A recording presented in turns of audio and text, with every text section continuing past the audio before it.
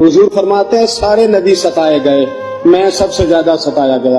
हुजूर फरमाते हैं सारे तड़पाए गए, मैं सबसे ज्यादा तड़पाया गया। हजरत सलमान फारसी फरमाते हैं नबी पाक का चेहरा मुबारक भूख से उतरा हुआ था, नबी पाक अलैहिस्सलाम को शदीद भूख लगी हुई थी। हुजूर ने फरमाया सलमान 3 दिन हो गए खाया कुछ नहीं, चल जा अबू ज़र गिफारी के पास चलते। फरमाया अबू ज़र गिफारी के बाग में गए।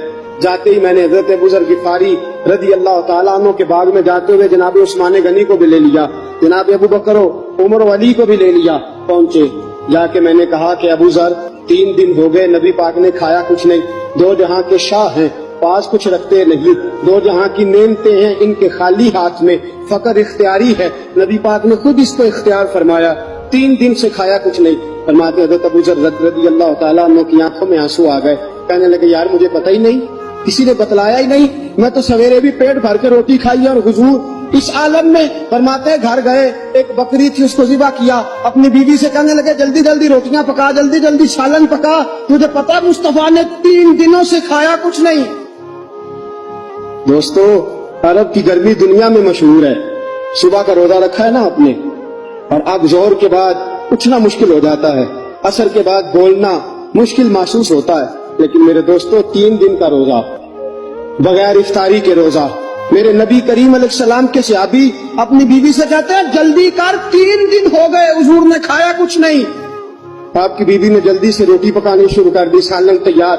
हजरत जनाब अबू ज़र फरमाते हैं दोबारा बाग में गया, अंगूर पके हुए थे, अंगूरों का खोशा तोड़ा, प्लेट में रखा हुजूर के सामने, हुजूर आप खाइए।